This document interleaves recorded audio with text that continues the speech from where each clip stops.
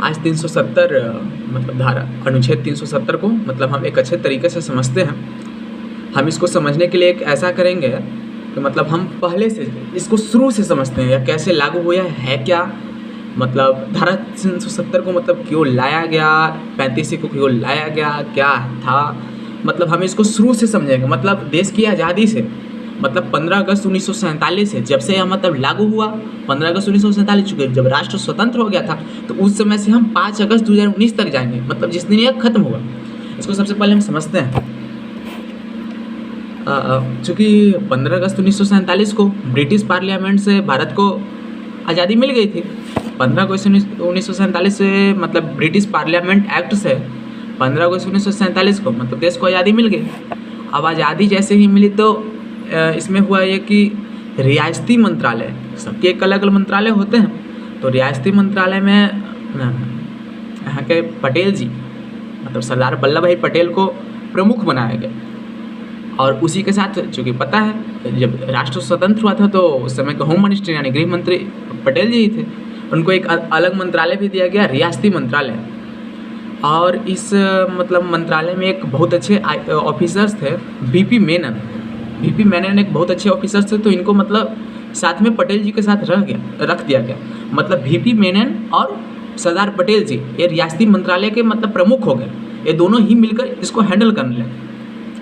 अब हम मतलब चूँकि 15 अगस्त 1947 की बात आई है तो इसको थोड़ा सा हम पहले से रिकैप करते हैं। 15 अगस्त 1947 तक आने की प्रक्रिया, चूँकि देश के आज़ादी के मतलब एक दो तीन महीने पहले से ही जम्मू कश्मीर का जिक्र आना शुरू हो गया था, तो हम इसको भी थोड़ा सा रिकैप करके हम चलते हैं, उस पर आते हैं। जैसे 15 अगस्त 1947 तक हमको आने में सबसे पहले हम इसको जैसे राष्ट्र स्वतंत्र होगा तो हम एक चूँकि यहाँ पूरी उसमें जैसे 15 अगस्त 1947 को जब देश आज़ाद हो जाता है, आप इसको ऐसे समझिए जैसे देश 15 अगस्त 1947 को आज़ाद हो गया, तो इस समय देश के 3 जगह जूनागढ़, हैदराबाद और जम्मू कश्मीर ये आज़ाद नहीं हुए थे। मतलब हम इसको पूरे नहीं कर सकते कि भारत का पार्ट है।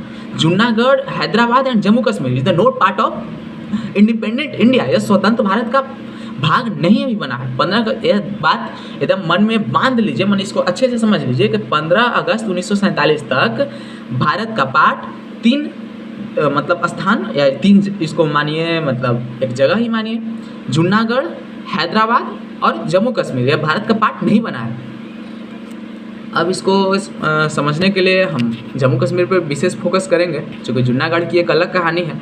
जूनागढ़ की एक बहुत लंबी कहानी है, पटेल जी की एक अलग गाथा उस समय उन्होंने की थी।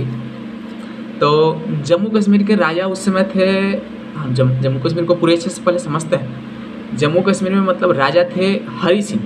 हरि सिंह उस समय के राजा थे और वो मतलब उनका एक विचार था कि मतलब हम न भारत के हिस्सा रहें और न पाकिस्तान के रहें, हम एक इंडिपेंडेंट, हम स्वतंत्र रहना चाहते हैं।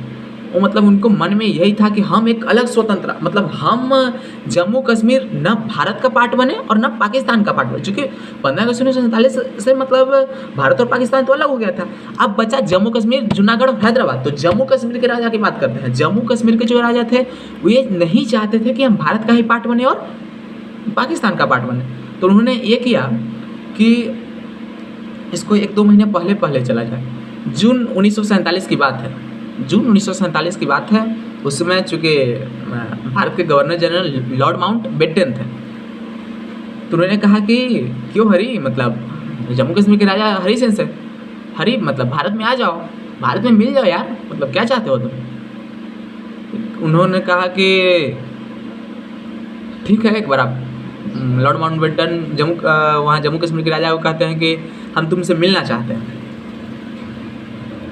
ठीक है, मिल लीजिए। तो जब लॉर्ड माउंटबेटन जम्मू कश्मीर के राजा हरि सिंह से मिलने के लिए गए, उनके आवास पे गए, तो बहुत एकदम माने प्योर चोट्टा इसको कहिए, जम्मू कश्मीर के राजा हरि सिंह प्योर। जब लॉर्ड माउंटबेटन को मतलब मिलने का मन हो ना, तो ये अफसर से कह कि जाके लॉर्ड माउंटबेटन ने कह दो ना कि पेट में दर्द है, आज पेट में दर्द है, आज नहीं मिल पाएंगे, पेट में दर्द है ऐसे आज हम ना मिले। वो कहवा दिया कि पेट में दर्द है, नहीं बात मतलब हम ना मिलेंगे आज। ये सब बात ध्यान रखना है। सब बात कब की है? जून 1947 को, जून 1947। इसके बाद 2 महीने बाद मतलब इसके 2 महीने बाद देश को आज़ाद होने वाला, 15 अगस्त 1947 को चूँकि देश आज़ाद होगा। ये पूरी बात हम कर रहे हैं कब की, 2 महीने पहले की। इसको रिकैप हम करते हैं। 15 अगस्त 1947 का दिन आने तक, मतलब जून 1947 से 15 अगस्त 1947 को 2 महीनों को हम अच्छे से पहले समझते हैं। तो मतलब कहवा दीजिए कि पेट दर्द है, हम नहीं मिले, तो वहाँ से चले गए।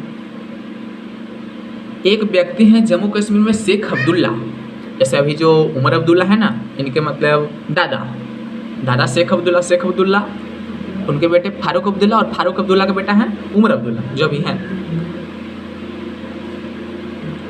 जो ये शेख अब्दुल्ला है, ये अलीगढ़ मुस्लिम यूनिवर्सिटी से पढ़ चुके हैं,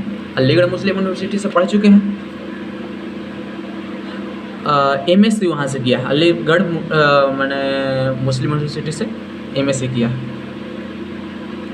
कि मैंने एकदम उस समय अलीगढ़ मुस्लिम यूनिवर्सिटी, आप समझ सकते हैं कितना पढ़ने में बहुत तेज़ था, बहुत ज़्यादा तेज़। लेकिन इतना पढ़ने के बाद फिर भी इसको जम्मू कश्मीर में नौकरी नहीं मिली। किस कारण नौकरी नहीं मिली? मतलब एक व्यक्ति अभी मानिए ना, शेख अब्दुल्ला को, शेख अब्दुल्ला अलीगढ़ मुस्लिम यूनिवर्सिटी से पढ़ा है, MSc वहाँ से किया है, बहुत पढ़ने में तेज है, लेकिन वहाँ नौकरी इसको नहीं मिली मुसलमान होने के चलते। एकदम लबालब हो गया। अब पढ़े हैं भाई, इतना नौकरी नहीं मिलेगा, अलीगढ़ मुस्लिम यूनिवर्सिटी से पढ़े हैं, प्रतिष्ठित देश के विश्वविद्यालय से, नौकरी नहीं मिलेगी। नहीं भाई, नौकरी नहीं मिलेगी, तो मुस्लिम है, नहीं मिलेगा, बात खत्म। ये आंदोलन करने के लिए सोच लिया। कौन? शेख अब्दुल्ला आंदोलन करने के लिए सोच लिया। तब शेख अब्दुल्ला आंदोलन करने के सोच लिए, तो ये तो पता है ना, पढ़ा लिखा आदमी को बहुत आदमी मिल जाता है, गधा के तो एक आदमी नहीं मिलेगा। सोचने वाला बात है, गधा के रोड पे चले कि ओ तिलंगी लेके चलो जुटो आंदोलन करना है, मिलेगा नहीं। लेकिन ये तो शेख अब्दुल्ला चूँकि बहुत पढ़े लिखे हैं, इनका लोगों का साथ मिलना शुरू हो गया, सपोर्ट मतलब मिलने लगे। ये चाहता था, मतलब शेख अब्दुल्ला चूँकि पढ़ा लिखा था, ये चाहता था कि हमको नौकरी जम्मू कश्मीर में नहीं दे रहा है। मैंने जम्मू कश्मीर में नौकरी न देने का मतलब क्या है? जम्मू कश्मीर के शासन से, जैसे हमको बिहार में नौकरी नहीं मिल रहा, तो हमको किससे दिक्कत? बिहार के प्रधान से, मैंने नीतीश कुमार से, मुख्यमंत्री चुके हुए हैं।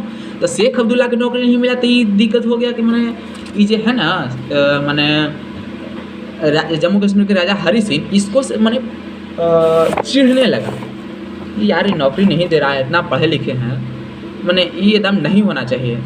जैसे जम्मू कश्मीर में राजा के लिए भी एक चुनाव होना चाहिए, माने लोकतंत्र तरीका से होना चाहिए। और अब एक बात आती है, चूँकि इतना हो गया, अब आंदोलन करना शुरू करते हैं शेख अब्दुल्ला। और शेख अब्दुल्ला के वो संजोगी है कि मतलब स्वतंत्र भारत के प्रथम प्रधानमंत्री नेहरू जी और शेख अब्दुल्ला मैंने दोनों दोस्त थे। दोस्त कैसे थे? दोनों समाजवादी नेता थे। ये दोनों चाहते थे कि कहीं भी, मैंने बहुत उदारवादी विचार, मैंने सोचिए ना, मैंने बहुत नहीं सोचता है कि मैंने हम लड़ाई झगड़ा ना करें, हम मैंने स्वतंत्र बने, हम एक प्रक्रिया को अपनाएं। जैसे किसी राष्ट्र को हमको लेना है, किसी भाग को लेना है, किसी पार्ट को लेना है, तो लोकतंत्र का प्रक्रिया अपनाया जाए, मैंने जनता सर्वप्रधान रहे। ये दोनों यही चाहते थे। अभी तो जून 1947 बात हम कह रहे थे, अब तुरंत भारत आज़ाद होना था। तब 15 अगस्त 1947 को भारत आज़ाद हो गया। अब आइए, 15 अगस्त 1947 को भारत आज़ाद हो गया। ध्यान रहे, 15 अगस्त 1947 को भारत तो आज़ाद हो गया, लेकिन अभी भी देश के 3 हिस्से, जूनागढ़, हैदराबाद और जम्मू कश्मीर, भारत का भाग नहीं बना, मतलब भारत का हिस्सा नहीं बना। अब 15 अगस्त 1947 को हो गया। अब एक महीना बाद 15 सितंबर 1947 को जूनागढ़ के जो राजा थे, चूँकि 3 पार्ट तो भारत के नहीं बना, जूनागढ़, हैदराबाद और जम्मू कश्मीर, तो जूनागढ़ के राजा ने पाकिस्तान से विलय कर लिया कि हम पाकिस्तान के साथ जाएंगे। तब मैंने इतना आसान थोड़े है, जूनागढ़ है कहाँ? गुजरात के पास।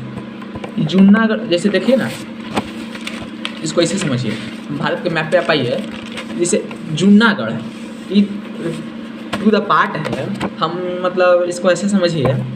सबसे पहले हम इसको, जूनागढ़ गुजरात के पास है, अब पाकिस्तान कहाँ है ऐसे।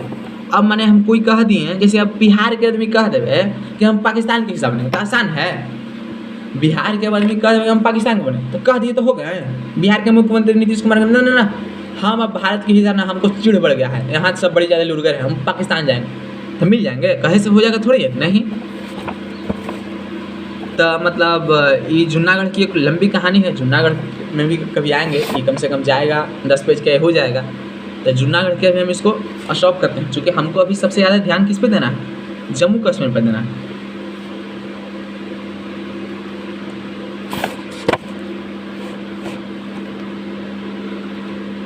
अब मतलब इसका इशू तो हो गया था, जूनागढ़ भी के राजा पाकिस्तान से विलय करना चाहते थे, तो उसको छोड़िए। अब आइए 15 सितंबर 1947, उसके भी 15 अगस्त 1947 के भी माने 15 अगस्त 1947 को देश तो आज़ाद हो गया है, 15 सितंबर को इसका भी इशू आता है, जूनागढ़ का भी। इसी समय 15 अगस्त 1947, 15 सितंबर 1947 से जनवरी 1948, 15 सितंबर 1947 माने देश की आज़ादी, स्वतंत्र भारत की आज़ादी के एक महीने बाद 15 सितंबर 1947 से जनवरी 1948 के बीच कश्मीर का इशू आता है। कश्मीर के राजा कौन है? हरि सिंह, राजा हरि सिंह कश्मीर के राजा हैं। आओ वहाँ वो कौन था लुरगर, जो बड़ी पढ़ा लिखल अलीगढ़ मुस्लिम यूनिवर्सिटी था, वो नौकरियाँ नहीं दिया था इसको, नौकरी इसको नहीं मिला था, तो अलग चिढ़ल है राजा हरि सिंह पर गरम, हम इतना पढ़ लिख के हमारा नौकरी नहीं दिला है, वो लगे अलग वो आंदोलन करेला। आउ जे मैंने शेख अब्दुल्ला तो मैंने बड़ी पढ़ा लिखल ही था, आज शेख अब्दुल्ला केकर दोस्त था, ध्यान रखना है, शेख अब्दुल्ला नेहरू जी के दोस्त हैं। हाँ, अब जम्मू कश्मीर के राजा सोचते हैं कि हम माने इंडिपेंडेंट रहें, क्या करें, लेकिन इंडिपेंडेंट भी रहना ठीक नहीं, हम क्या करें, से इंडिपेंडेंट रहा जाए कि भारत में मिल जाए कि पाकिस्तान में मिल जाए। तो सोचे कि भारत में अगर हम मिलते हैं तो ये पक्का है, माने ये नेहरू तो पक्का ही उदारवादी के है, ये तो पक्का यहाँ माने कहेगा कि जनता के शासन चाहिए, ये चुनाव करवा देगा, ये आप पक्का लोकतंत्र ला देगा। आज जैसे ही लोकतंत्र लाएगा, हम जैसे ही भारत के मिलेंगे लोकतंत्र लाएगा, तो लोकतंत्र लाएगा तो ये तो यहाँ के शासन ये हो जाएगा शेख अब्दुल्ला, क्या कि शेख अब्दुल्ला आंदोलन कर रहा है, जम्मू कश्मीर को बड़ी बड़ी आदमी के सपोर्ट मिल रहा है, और लोकतंत्र से कहेगा कि ना चुनाव करवा लीजिए, जे माने जनता के जकर मन होगा वही बनेगा यहाँ के प्रधान होगा, तो शेख अब्दुल्ला बन जाएगा, तो ये गड़बड़ है।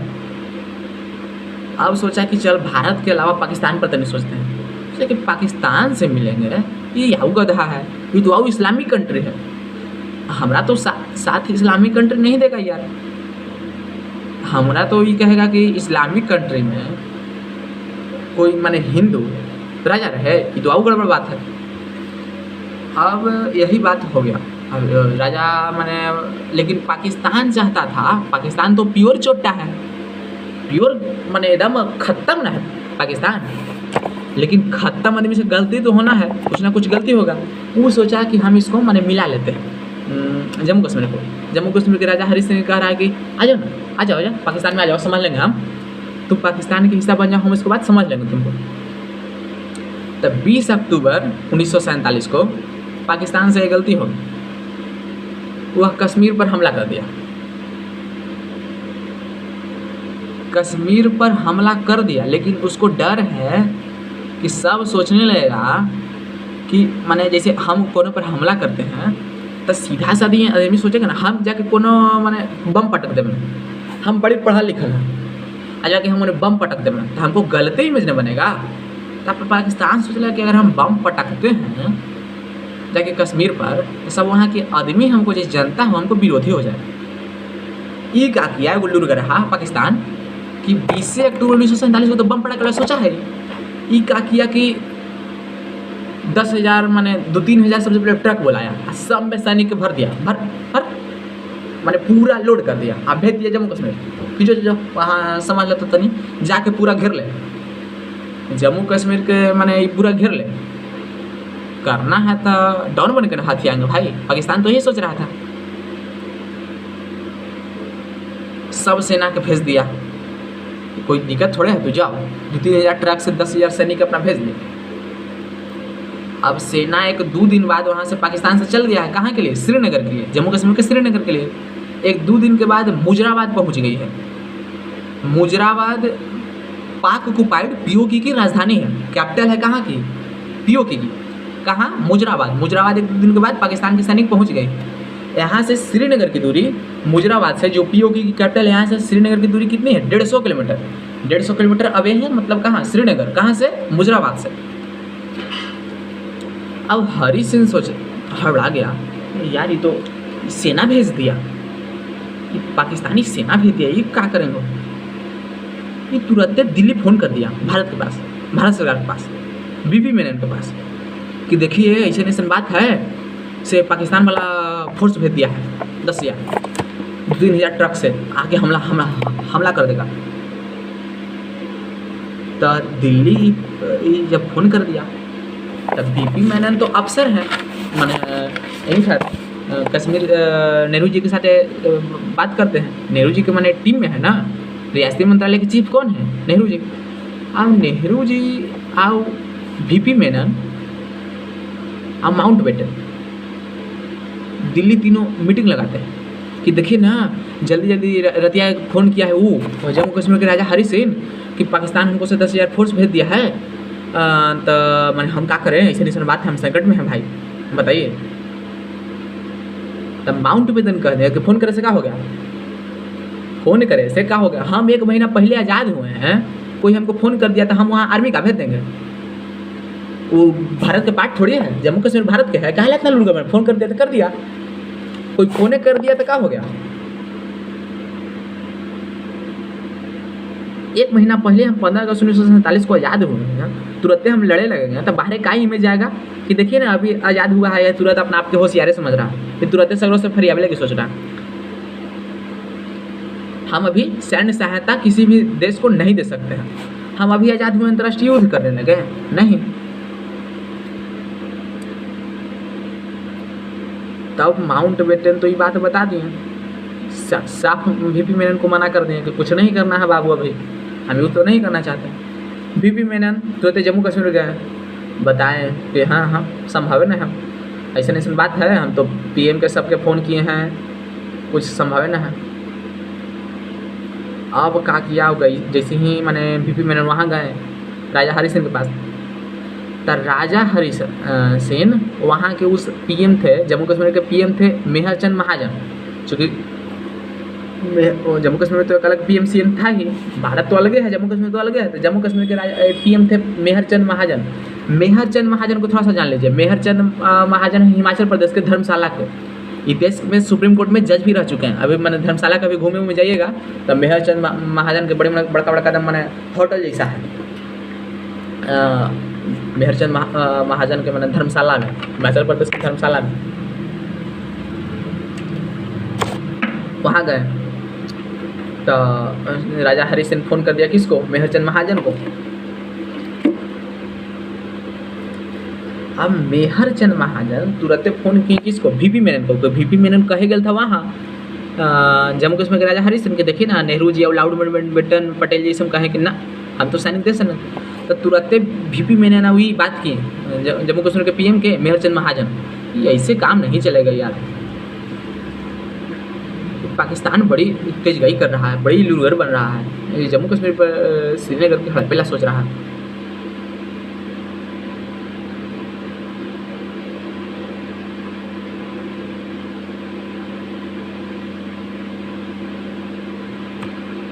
क्या कि ऐसे नहीं काम चलेगा, क्या किया जाए। तो उधर से तो खरबजाल एकदम सब फोर्स आ रहा है, कहाँ से, पाकिस्तान से। तब पाकिस्तान से फोर्स आ रहा था उरी जो है ना, उरी को समझिए, उरी में एक मतलब नदी है, तो नदी में एक पुल है, उसी पुल से मान एकमात्र रास्ता मतलब पाकिस्तान ऑक्युपाइड कैपिटल जो है पीओ के कैपिटल मुजराबाद से श्रीनगर, माने इसको ऐसे समझिए, मुजराबाद, ये मुजराबाद से आवे के बीच में एगो पुल है, ये पुल माने यही एगो पुल से हम कहाँ पहुँच सकते हैं, श्रीनगर। ये क्या किए माने कौन, बीपी मेनन नहीं, मेहर चंद महाजन दोनों बात कर रहे थे कि ऐसे काम नहीं चलेगा यार, पाकिस्तान तो गरमाल है, तो सैनिक भेज दिया 2-3 हज़ार ट्रक से। तो राजा हरी सिंह कहा कि पुलवा जो था, ये पुलवा को उड़वा दिए, उड़ा दो पुल यार, उड़ा दो, तो बात समझ लें।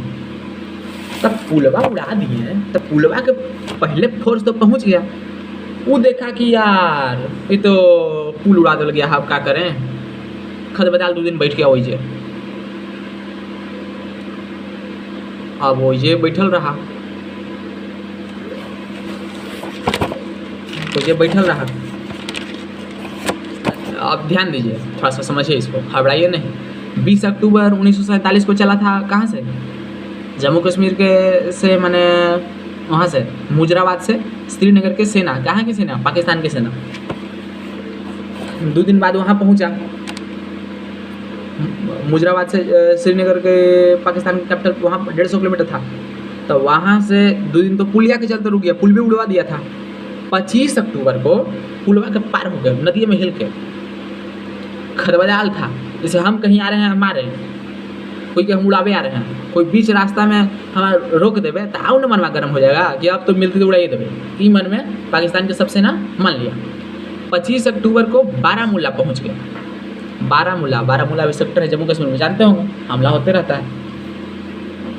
अब 25 अक्टूबर को बारामूला पहुंचा। यहाँ तो सब पगलाल है फोर्स, कहाँ के, पाकिस्तान के।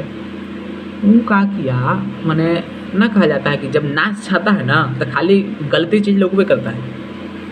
उधर मैंने बहुत सारी मैंने उधर बारामूला पहुंचा तो बहुत सारा मैंने कॉलेज हॉस्पिटल सब में जितना वहाँ महिला थी, जितना स्त्री थी, सब के साथ मतलब बहुत गलत काम किया। मैंने सब के साथ रेप किया वगैरह किया, छेड़खानी किया, मैंने पूरा वहाँ मतलब उड़ा के एकदम खदबद मचा दिया। जितना वहाँ महिला थी सबको मैंने बहुत खराब स्थिति किया, वहाँ सबको रेप किया।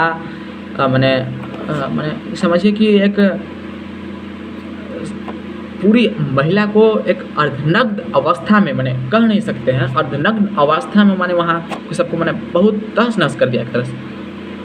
ये सभी बात उस राजा जम्मू कश्मीर के राजा हरि सिंह को पता चल रहा है, क्योंकि पाकिस्तान के मैंने पुल तो तबाड़े हैं, तो उसे जान गए कि अरे बारामूला में नहीं सब तबाही मचा रहा है।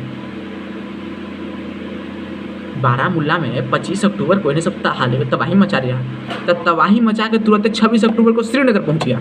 सब वहाँ खरबदा लेता उड़ावे सब, मैंने सब महिला को तो जानवे ये क्या किया। 26 अक्टूबर को श्रीनगर पहुंच गए। 10,000 फोर्स, कहाँ के, पाकिस्तान के, पूरा श्रीनगर के पूरा सराउंडेड एरिया को कवर कर लिया। मैंने पूरा श्रीनगर के टू द बाउंड्री वाल, एक तरह से पूरे मैंने एरिया को कवर कर लिया, पूरा मैंने घेर लिया यहाँ के श्रीनगर को। यहाँ ध्यान देने वाली ये बात है कि अभी जम्मू कश्मीर भारत का हिस्सा नहीं बना है। जम्मू कश्मीर भारत का हिस्सा नहीं बना है। भारत का हिस्सा तो मैंने 3 जगह ही बाकी है, जूनागढ़, हैदराबाद है। जम्मू कश्मीर भारत का पार्ट नहीं बना है। अब VP मेनन जो मेजर चंद महाजन थे, वो 25 अक्टूबर को श्रीनगर में रुकिए गए थे कि इन्हें सब खदबदाल मचाल है यार, का करल जाए। इन्हें दोनों सोच में अलगे पड़ा है। ये कहें कि तनिक सिचुएशन देख लेवल जाए कि सम आके क्या करता है। जम्मू कश्मीर में आके घेर लिया, लेकिन हम नहीं तनी देखे रहती क्या करता है। अभी दोनों देखें तो आया तो पता चला कि बारामूला में नहीं सब ऐसे किया है यार, सब मैंने औरत किस्म के ख़त्म कर दिया है। तो वहाँ जब ख़त्म कर दिया है औरत के, मैंने जब ऐसे किया है ताकि यहाँ का किताब पढ़ेगा। हम तुमको आए हैं गोली चलावे मारे, हम किसी राष्ट्र पे बम गिरावे आए हैं, भारत पे हम बम गिरावे आए हैं। भारत के पहले दिल्ली में सीमा मिल गया तो दिल्ली के पहले उड़ा दिए, तो उसके बाद का लखनऊ और पटना आएंगे तो हम सबकी किताब पढ़े लग देंगे, उड़ावे करेंगे। VP मेनन मेजर चंद महाजन के, अरे यार ये तो खत्म कर देगा, जल्दी भागो। हम नहीं कहा या लुड़गर बने है, भारत के पार्ट है ना, तब कहा लुड़गर बने। तुरंत भागेला, सोचे कि जब यहाँ चला जाए दिल्ली। अब दिल्ली जाला हवड़ा गया सब। जम्मू कश्मीर के राजा हरि सिंह अपने वो अलगे हवड़ा के हमरो उड़ाइए देता कि यार, वो सब गाड़ी से भाग गए थे। अब एक क्यों गाड़ी बचा था, वो मैंने वो जीप, खटारा जीप। अब वो खटारा जीप से तुरंत श्रीनगर वहाँ पहुँचे एयरपोर्ट, हवाई मार्ग से वो दिल्ली पहुँचे कि जल्दी ये रास्ते था। खटारा वो जीपे जल्दी एयरपोर्ट के तुरंत दिल्ली भागे। आज जैसे ही दिल्ली पहुँचे तो लॉर्ड माउंटबेटन अड़ल हैं, हम तो मदद करवे नहीं करेंगे, चाहे कुछ हो जाए, मरिए जाए, कोई मरिए जाएगा तो हम क्या कर लेंगे, हम अभी युद्ध करेंगे, हम तुरंत आज़ाद हुए हैं। तो मैंने तो युद्ध कर रहा है ना। तो वहाँ दिल्ली कौन कौन है, VP मेनन मेजर चंद महाजन और लॉर्ड माउंटबेटन तीनों दिल्ली पहुँचे हैं कहीं ना 26 अक्टूबर को। यहाँ एक इंस्ट्रूमेंट उसको बोला जाता है इंस्ट्रूमेंट ऑफ एक्सेशन। एक मैंने कागज़ लेके पहुँचे हैं, मान लीजिए कागज़ लेके पहुँचे हैं, एकदम जम्मू कश्मीर की हालत ख़राब है, राजा हरि सिंह तो एकदम सब भागिए गया है। ई पेपरवा पर आप लिख के दीजिए कि कुछ कुछ शर्त है, हम जम्मू कश्मीर को तबाही मदद करेंगे, ये कारण है। जैसे मैंने हम पटना पर आक्रमण करना चाहते हैं, लेकिन पटना दूसरा हाथ में है, पटना दूसर के मैंने राजा है। तो पटना पर कोई दिल्ली वाला आक्रमण कर दिया, दिल्ली वाला जाकर पटना के मारे में लगल है। हम हैं यहाँ अपने कलकत्ता के, तो कल पटना वाला किसको से मदद मांग रहा है? कलकत्ता वाला से, ए यार तनी दिल्ली वाला तो उड़ावे में लगल है, कुछ मदद करना। ये हम तो मदद काहे करियो, तो कुछ हमारे का लगा का है, लेकिन ना तोरा हम एगो पेपर बना दे, हम तोरे बनबो, तो हमारा साथ देवे ना तो हम तोर हिस्सा बन जाबो। जब यही तो लॉर्ड माउंटबेटन चाह रहे थे, ये अपने भारत के गवर्नर जनरल है भाई, कोई मामूली आदमी है, पढ़ लिखने गए हैं, गधा तो नहीं है। वहाँ इंस्ट्रूमेंट ऑफ एक्सेशन लेकर के पहुँचे हैं बीपी मेनन और मेजर चंद महाजन दिल्ली, किसके पास? लॉर्ड माउंटबेटन के पास, कि इसको पर माने आप साइन कर दीजिए ना। हम जाकर वहाँ माने राजा हरि सिंह कहेंगे कि आप साइन कर दीजिए, लॉर्ड माउंटबेटन मदद करेंगे, लॉर्ड माउंटबेटन मदद करेंगे, क्योंकि कल बारामूला में सब पाकिस्तानी के जो फोर्स है तबाही मचा दिया है। अब लॉर्ड माउंटबेटन के पास लेटर ऑफ एक्सेशन लेके के गए हैं तुरंत, दिल्ली से तुरंत वहाँ जम्मू कश्मीर, कि लॉर्ड माउंटबेटन कह रहे हैं कि हम मदद करेंगे, आप इसको ऊपर साइन कर दीजिए। अब जम्मू कश्मीर के राजा हरि सिंह सोचे कि यार क्या करें, ना साइन करेंगे तो उड़ाइए देगा ही, सब पगलाल आ रहा है, उड़ाइए देगा, तो तुरंत अथी कर दी, साइन कर दिए। आओ एकदम माने जम्मू कश्मीर के राजा हरि सिंह थे एकदम थक्कल थे, साइन करके अपन एडीजी के अपन बंदूक दे दिए। एडीजी जिनको हमारे पर्सनल बॉडीगार्ड कहिए, बंदूक दे दी कि अगर सुबह भारत की सेना श्रीनगर में पहुंचा है हवाई मार्ग से या किसी से, तब वही हमको उठाना। अगर भारत की सेना श्रीनगर में कल पहुंच जाती है सुबह, एकदम सुबह हो तो हमको उठाना, नहीं तो हमको सुदले में गोली मार देना, हमको उड़ा देना यार, हम अब इतना नहीं सहेंगे। अब 27 अक्टूबर को जैसे ही माने सुबह हुआ, चूँकि राजा हरि सिंह तो साइन कर दिए हैं, अब एकदम सुबह है, लॉर्ड माउंटबेटन के पास लेटर पहुंच गया कि राजा हरि सिंह साइन कर दिए हैं भाई, लीजिए लीजिए। लॉर्ड माउंटबेटन के पास बीपी चंद मेनन मेजर चंद महाजन पहुँचे, लीजिए साइन कर दिए, आप साइन कर दीजिए। आज जैसे ही साइन हुआ, सफदरजंग एयरपोर्ट, सफदरजंग दिल्ली एयरपोर्ट से हवाई जहाज से भारतीय सेना कहाँ पहुँच गई? श्रीनगर। साइन हो गया तब समझ ही नहीं लेंगे, अब क्या दिक्कत है, तुरंत पहुँचे वहाँ। भारतीय सेना श्रीनगर पहुँच गई है। ये कब की बात है? जून 1947 की। अब जून 1947 के बात है भाई। ये देखिए वहाँ वाऊ के तहत सबसे लुटगर, जैसे शुरू में बताया, कौन था? शेख अब्दुल्ला, ये आंदोलन कर रहा था, वो तो भारत देने चाहता था, चूँकि भारत के मतलब वो कुछ ही जानता था, भारत के मतलब नेहरू जी तो आई था बड़ी दोस्त। जैसे ही भारतीय सेना वहाँ पहुँचा, ये तो एकदम देख के गदगद, अरे यार हम तो यही चाहिए रहते, हम भारत के पार्ट बनना ही चाहते थे, हम तो चाहते हैं कि जम्मू कश्मीर में लोकतंत्र से सब चीज़ हो, जनता के शासन रहे, जनता सर्वप्रधान रहे, जनता सर्वप्रधानम, यही तो एक सूत्र था। जैसे ही देखा भारतीय सेना के एकदम गदगद, पूरा सब के एकदम स्वागत करे में लगल है, पूरा एकदम फूल माला एकदम अथी एकदम तैयार है।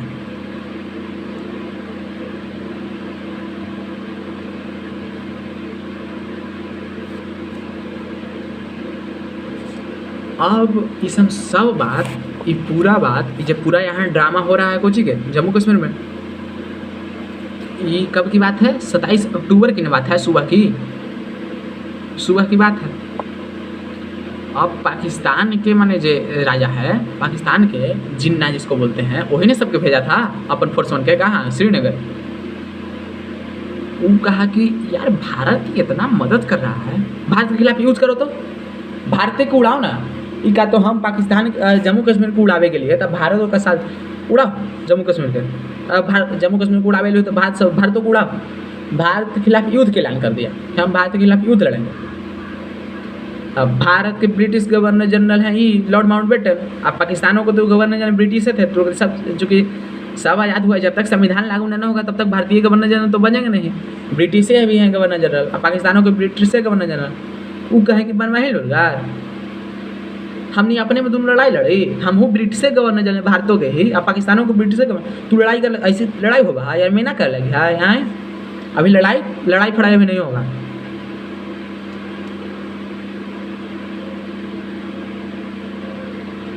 अब जिन्ना सोचा कि यार ये तो लड़ाइयों न हुई थे, तुरंत भारत सरकार को लेटर लिखे, जिन्ना भारत सरकार को नेहरू जी के, पटेल जी के, कि हम आपको आप लाहौर आइए, आपसे मिलना चाहते हैं, हम आपको साथ एगो मीटिंग करेंगे। लाहौर आप आइए तो लॉर्ड माउंटबेटन और नेहरू जी तुरंत तैयार कि चला ही अथी जिन्ना बोलेला कि जिन्ना से तनी मिल ले। पटेल जी अपने के बनवाही कालू कर न जाला, हो कोई हमरा बोलावे लगती तो हम चल जाए, नहीं जाएंगे।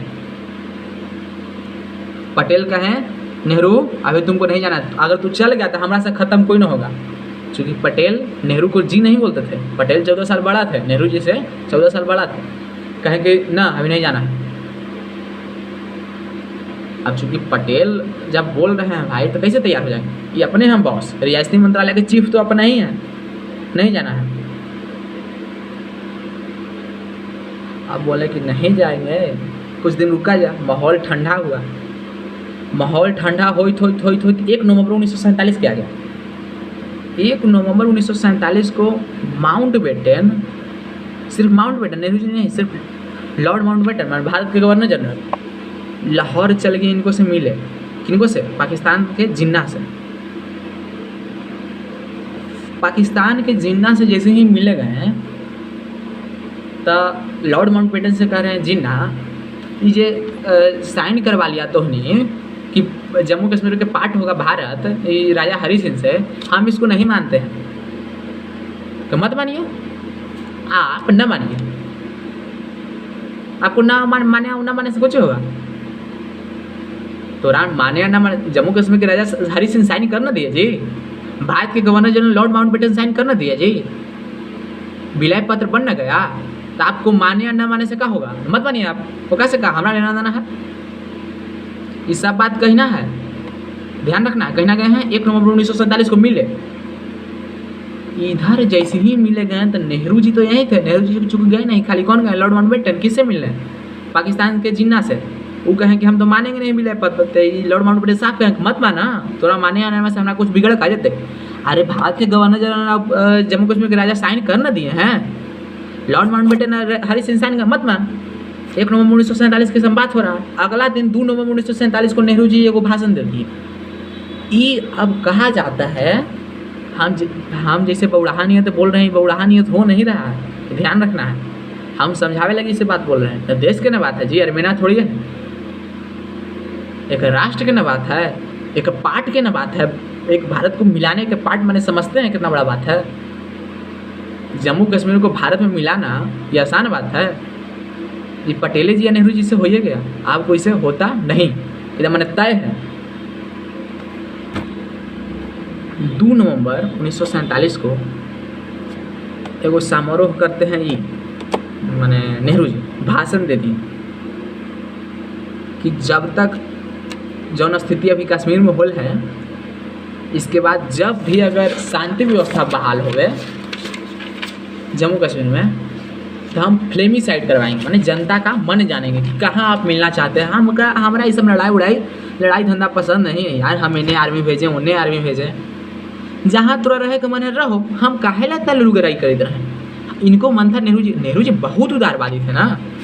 हम सोचते हैं राष्ट्र के प्रति इतना उदारवादी नेहरू जी थे, पटेल जी नहीं थे। पटेल जी कहते बस हड़प लेना, पाकिस्तान से समझ ले, झंडा गढ़ दे पाकिस्तान का यार कौची मैंने इतना हम गोड़पड़ी करवाए, समझ ले। लेकिन नेहरू जी भाषण दे दिए कि ना हम यहाँ फ्लेमिसाइड करवाएं। चूँकि अब यही बात कुछ लोग कहते हैं कि यही नेहरू जी की बात मैंने एकदम टर्निंग पॉइंट बन गया। मैंने सब कहते हैं कि यहीं से मतलब भारत की चीज़ में मतलब बहुत भारत की चीज़ से जम्मू कश्मीर में हाथ से निकल गया यहीं से। चूँकि ध्यान रखना है, जम्मू जो नेहरू जी हैं एहू कश्मीर के हैं, जवाहरलाल नेहरू पंडित जवाहरलाल नेहरू पंडितें तो हैं, आप पंडितें हैं, चूँकि जम्मू कश्मीर इनके हैं, जम्मू कश्मीर के पंडित हैं कौन? नेहरू जी, कश्मीर के माने पंडित हैं। अब जैसे ही बात मैंने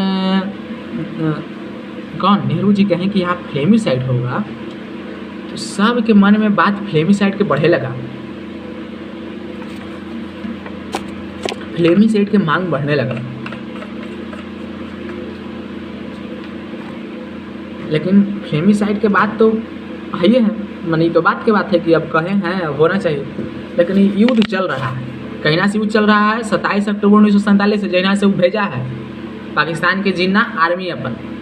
युद्धवा जानते हैं 31 अक्टूबर 1948 तक चला, माने 1.25 साल।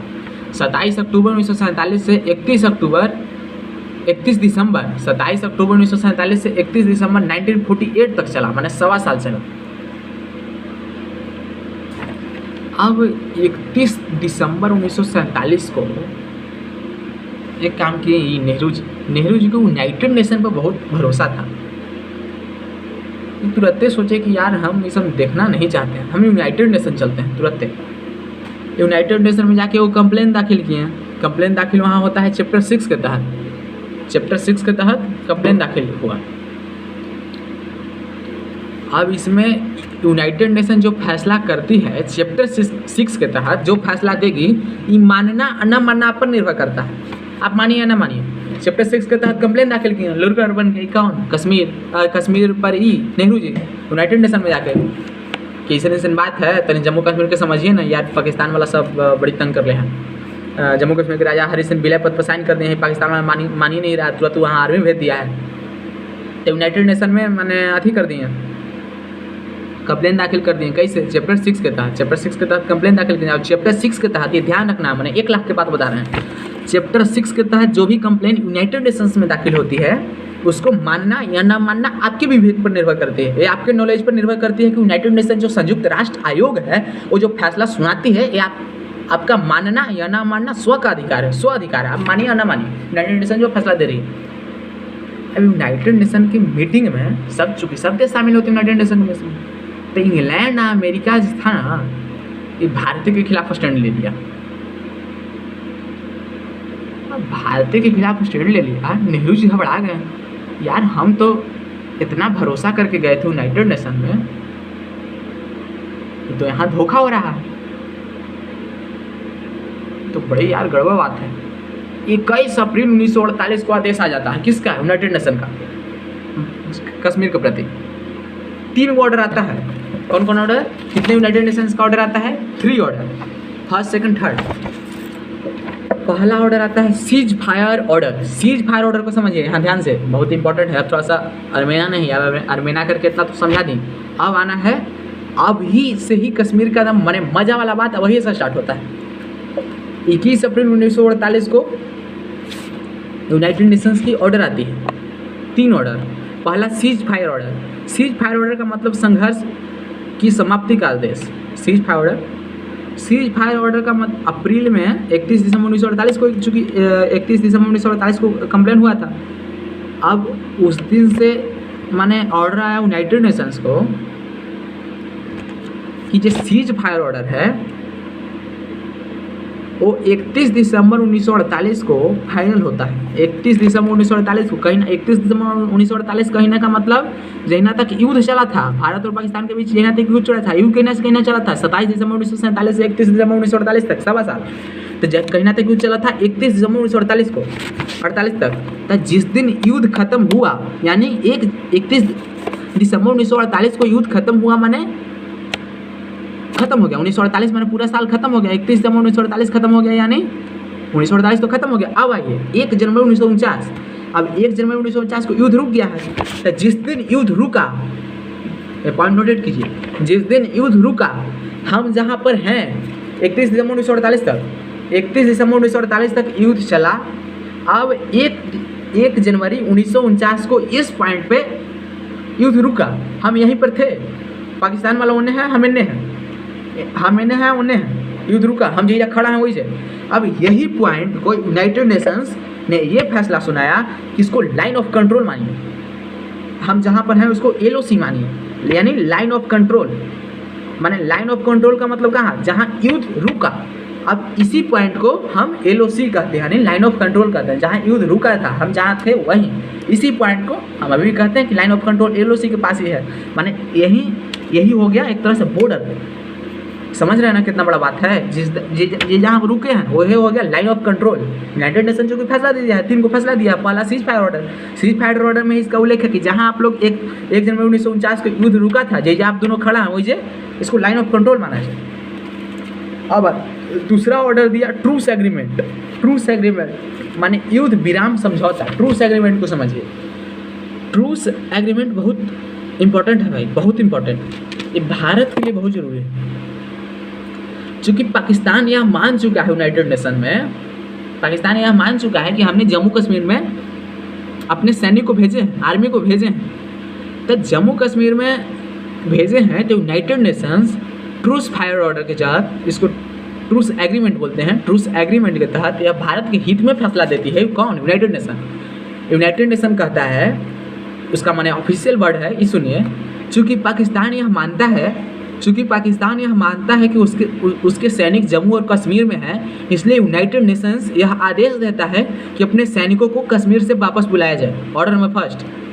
ऑर्डर नंबर सेकंड, पाकिस्तान यह भी मानता है कि उसके जनजातीय लोग जो कश्मीर के निवासी नहीं हैं, कौन जनजातीय लोग? जाके सब महिलाएं सबने रेप किया था यार, सब मतलब बहुत अंतव्यवस्था किया था। कहाँ? बारामूला में। तो उसका दूसरा ऑर्डर यूनाइटेड नेशंस का है कि चूँकि पाकिस्तान यह भी मानता है कि उसके जनजातीय लोग जो कश्मीर के निवासी नहीं हैं, इसलिए यूनाइटेड नेशंस यह आदेश देता है कि उसे पाकिस्तान यह व्यवस्था करेगा कि वह अपने जनजातीय लोग को पाकिस्तान वापस बुलाए। ट्रूस एग्रीमेंट के तहत कितने ऑर्डर दिए हैं? 2 ऑर्डर।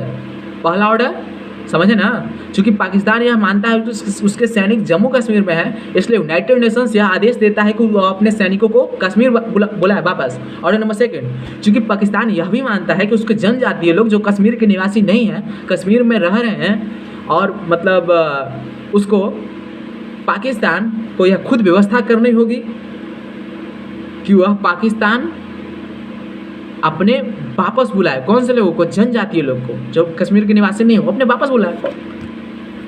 ये तो कौन कौन ऑर्डर दिया था? 3 ऑर्डर। पहला ऑर्डर समझे ना, सीज फायर ऑर्डर, दूसरा ऑर्डर ट्रूस एग्रीमेंट, ये दोनों समझिए। तीसरा देता है वो ऑर्डर अन्य, अदर्स। अदर्स में वो है कि किसमें तय होगा, ऑफिशियल लैंग्वेज, ऑफिशियल वर्ड हम बता रहे हैं। अदर्स में यह लिखा गया है कि दोनों देश यह मानते हैं कि यहाँ जम्मू कश्मीर के लोग से ही फ्लेमिसाइड कराया जाए, और उसमें ही यह तय होगा कि जम्मू कश्मीर कौन से देश का हिस्सा बनना चाहता है। अब ये तीनों ऑर्डर तो यूनाइटेड नेशंस का आ गया। यूनाइटेड नेशंस कौन गया था? जम्मू कश्मीर थे, नेहरू जी लेके गए थे। अब थोड़ा सा वो निष्कर्ष पर आइए जी। युद्ध ही खत्म हुआ 27 अक्टूबर 1947 से 31 दिसंबर 1948 तक। ये 7 साल जो कि युद्ध चला था। युद्धवा में हुआ का भाई, युद्ध में हुआ कि भारत के 1100 सैनिक मारे गए। कहीं से मारे गए? क्योंकि सब माने कश्मीर के खाली कराना था ना, कोई हड़प रहा था, खाली करवाएंगे ना। तब भारत के 1100 सैनिक मर गए और पाकिस्तान के 4000 सैनिक मर गए। क्योंकि पाकिस्तान जम्मू कश्मीर का चप्पा चप्पा खाली कराना था। भारत के 1100 सैनिक और पाकिस्तान के 4000 सैनिक मर गए।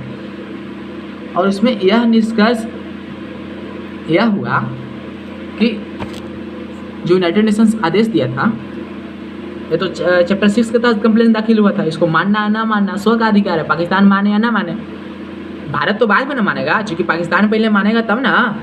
पाकिस्तान के पहले आदेश दिया है यूनाइटेड नेशन कि पहले ई तो काम करेगा, कश्मीर से सेना हटाओ, जनजातीय लोग हैं उसे पहले हटाओ, तब भारत धीरे धीरे अपन सैनिक के पीछे हटाएगा। ये ऑर्डर दिया है। युद्धवा में एक निष्कर्ष और हुआ कि भारत 1/3 हिस्सा, जो पूरा जम्मू कश्मीर है, इसका 1/3 हिस्सा कौन बना? पाकिस्तान बना, और 2/3 हिस्सा भारत बना। यही 1/3 हिस्सा जो पाकिस्तान को बना, वो पाकिस्तान अभी इसको कहता है, जानते हैं कोची? आज़ाद कश्मीर। जो 1/3 हिस्सा बना था, इसको पाकिस्तान कहता है आज़ाद कश्मीर। हम क्या कहते हैं? POK, Pakistan occupied Kashmir. पाकिस्तान क्या कहता है? आज़ाद कश्मीर। हम क्या कहते हैं? POK, Pakistan occupied Kashmir. अब यहाँ बात ध्यान रखना है कि सन कौन साल आ गया है? 1949 आ गया है। 1949 आ गया है, 1 जनवरी 1949। अब 1949 आ गया है, तुरंत हमारा संविधान भी लागू होना है। 26 नवंबर 1949 को हमारा कुछ संविधान का हिस्सा भी कुछ लागू हो जाता है, 26 जनवरी 1949 को। अब 26 जनवरी 1949 को आ गया, 1949 आ गया है, तो सब कहने लगते हैं कि संविधान अभी बनी रहा है, तो काहे ना जम्मू कश्मीर के समझ लेवल जाता है। संविधान में जम्मू कश्मीर का जिक्र कर देवल जाता है। इसलिए जून 1949 में वो मीटिंग बुलाया जाता है। किसी को बुला, कश्मीर का समझ ही लेते हैं संविधान में। ये मीटिंग बुलाया जाता है जम्मू कश्मीर के, चूँकि जम्मू कश्मीर के बारे में है तो जम्मू कश्मीर के प्रतिनिधि चाहिए ना। जैसे हमको वो गधा के खरीदना है, एक आदमी गधा को खरीदने जा रहा है तो गधा के कोई आदमी आएगा ना भाई प्रतिनिधि बन के, तब ना आदमी गधा खरीदने वाला खरीदेगा। तो इसी जैसे गधा के खरीदना है, हम खरीदने वाला है गधा के, तो गधा हवा देने से कोई आदमी, गधा अपने कहेगा कि हम बिकेंगे, ये गधा हवा हमारे से कहेगा कि हम तू हमारा खरीद ला, नहीं, कोई एक आदमी बन के आएगा। वैसे ही जम्मू कश्मीर से 3 आदमी आते हैं, कहाँ, दिल्ली, जम्मू कश्मीर के प्रतिनिधि बन के। कौन कौन? शेख अब्दुल्ला, पटेल और नेहरू जी। ये जो मीटिंग बुलाई जाती है, इसी मीटिंग को कुछ लोग दिल्ली अंडरस्टैंडिंग कहते हैं। अंडरस्टैंडिंग, दिल्ली अंडरस्टैंडिंग यानी दिल्ली समझ कहते हैं। इस मीटिंग में यह तय हुआ कि जम्मू कश्मीर से 3 लोग नहीं, 4 लोग, जम्मू कश्मीर से 4 लोग कॉन्स्टिट्यूट असेंबली को यानी संविधान सभा का सदस्य बन गए हैं। यह सदस्य कब बने हैं? विशेष प्रस्ताव पारित करके, या विशेष प्रस्ताव पारित करके माने इनको बनाया गया कि जम्मू कश्मीर के 4 लोग संविधान सभा के पार्ट बनेंगे। जम्मू कश्मीर के 4 लोग माने प्रतिनिधि बनेंगे। किस लिए? संविधान में जब जम्मू कश्मीर का जिक्र होगा तो कौन कौन बनेंगे? 4 लोग जम्मू कश्मीर के माने एक तरह से प्रतिनिधि बनेंगे। पहला शेख अब्दुल्ला। शेख अब्दुल्ला संविधान सभा के प्रतिनिधि में है। शेख अब्दुल्ला संविधान सभा के सदस्य हैं। बहुत इंपॉर्टेंट क्वेश्चन है, शायद इसका सर बता रहे थे, दृष्टि वाले सर, विशाल देवी कीर्ति सर, किसको यूपीएससी में कई बार जिक्र किया है। Sheikh Abdullah number first, Sheikh Abdullah. दूसरा है दूसरा बने हैं अफजल बेग। अफजल बेग शेख अब्दुल्ला के एकदम खासम खास, जैसे नरेंद्र मोदी के अमित शाह हैं वैसे। शेख अब्दुल्ला के बाद कौन बने? अफजल बेग। अफजल बेग किकर हैं? एकदम शेख अब्दुल्ला खासम खास। तीसरा है वो मसूदी। चौथा बने हैं एक मोतीराम बागड़ा। कितने कितने बने? 4। कौन कौन? शेख अब्दुल्ला, अफजल। अफजल कौन है? शेख अब्दुल्ला के एकदम खासम खास। तीसरा मसूदी है, चौथा मोतीराम बागड़ा। 4 को बहुत इंपॉर्टेंट है, इसको चाहिए तो नोट कर लीजिए। कौन कौन? शेख अब्दुल्ला, अफजल बेग, मसूदी और Motiram Bagda. These are the 4 persons. These are the 4 persons that are the part of constituent assembly that represents, माने ये रिप्रेजेंट किसका कर रहे हैं? माने जम्मू कश्मीर का। संविधान सभा जब बन रहा है, ये जो ड्राफ्ट बन रहा है पूरा, तो ये जम्मू कश्मीर के प्रतिनिधि कितने लोग? 4 लोग, शेख अब्दुल्ला, अफजल, मसूदी और मोतीराम बागड़ा। अब जम्मू कश्मीर के संविधान के प्रतिनिधि तो बन गए, चूँकि यूनाइटेड नेशन से एक कंडीशन यह भी आया है, चूँकि सब खत्म हो जाएगा तो लास्ट में क्या करना है? फ्लेमिसाइड करवाना है, जम्मू कश्मीर के जनता का मन मानना है। तो संविधान सभा में वो आर्टिकल बनाया गया 306A 306A। यही आर्टिकल संविधान सभा के फाइनल ड्राफ्टिंग में 370 बन गया। ये जब मैंने शेख अब्दुल्ला, अफजल और मसूदी या मोतीराम बागड़ा जब संविधान सभा बना रहे थे, तो इसी संविधान में फ्लेमिसाइड, चूँकि यूनाइटेड नेशन फ्लेमिसाइड करने का जिक्र दे दिया था, तो एक आर्टिकल बनाया जाता है 306A 306A। अब 306A अभी बना है फाइनल, माने जैसे होता है ना, हम नोट्स बना रहे हैं, हम माने नोट्स बना रहे हैं, हमारा क्लास में सर पढ़ा रहे थे तो हम रफे कॉपी पर लिख लिए। तब रफ कॉपी पर ये बात हम लिखे हैं तो सॉफ्ट कॉपी में हम अच्छा से नोट्स में इसको जिक्र करेंगे ना, तो ड्राफ्ट रफ कॉपी में संविधान सभा का बन रहा है। तो संविधान सभा के जब बन रहा है तो 306A बना है, 306A बना है। अब जब फाइनल संविधान बनने लगा तो इसी 306A जो है इसको नाम दे दिया गया क्या? Article 370, article 370। अब आर्टिकल 370 बहुत ज़्यादा कॉम्प्लिकेटेड है, इट इज़ वेरी कॉम्प्लिकेटेड। अब 370 को थोड़ा सा पहले समझ लीजिए। आइए 370 को समझ लेते हैं। हमारे संविधान का भाग 21 जिसमें आर्टिकल नंबर 370 से 392 तक ये जिक्र है। चूँकि आर्टिकल 370 समझना है तो हम पूरे अपने संविधान पे आते हैं, मूल संविधान पे। तो भारत का संविधान का भाग 21 जिसमें आर्टिकल नंबर 369 से 392 तक का जिक्र है। इस भाग में उसी आर्टिकल को शामिल किया गया है जिसे हम अस्थायी मानते हैं। माने हम 369, चूँकि 369 से 392 को हम कैसे माने पूरा मान लेंगे? अभी जम्मू कश्मीर पूरा होल पार्ट नहीं बना है भारत का, तो इसमें एक अस्थायी आर्टिकल को रखा जाए। किसमें? संविधान के भाग 21 में आर्टिकल नंबर 369 से 392 तक, इस आर्टिकल में उसी भाग का जिक्र है जिसे हम अस्थायी मानते हैं, इसीलिए अस्थायी मानते हैं, तो इसीलिए इस भाग को नाम दिया गया है संविधान के शब्दों में temporary and transitional provisions, temporary and transitional provisions, यानी अस्थायी व संक्रमणकारी उपबंध, अस्थायी व संक्रमणकारी उपबंध। हाँ, इसका मतलब है। अब आर्टिकल 370 को तो हम थोड़ा समझते हैं, चूंकि यह टेम्पोररी है, संविधान में, मूल संविधान में इसका जिक्र है।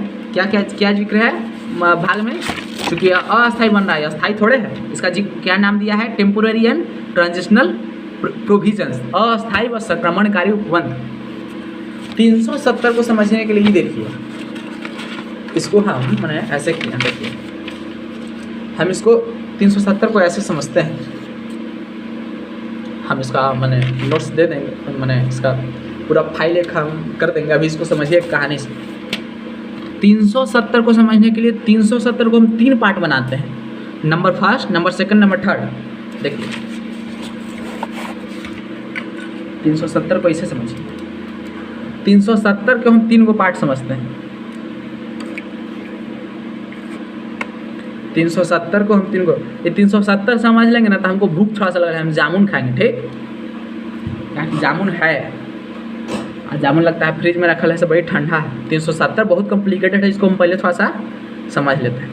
इसका 3 को पार्ट है, 1, 1, 2, 3। नंबर फर्स्ट पे आइए। नंबर फर्स्ट का 4 को पार्ट है, नंबर फर्स्ट का 4 को पार्ट है। कौन कौन? A, B, C and D।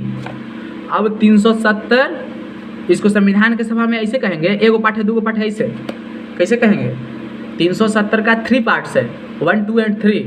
अब 370 का 370(1) 307 आर्टिकल 370 का 1 सिंबलिक ए का, हम ए का समझते हैं। 370 में कितने पार्ट है? 4। 370 में 3 पार्ट हैं, 1, 2, 3। 1 का कितना पार्ट है? 4 part, A, B, C, D। तो ए को समझिए।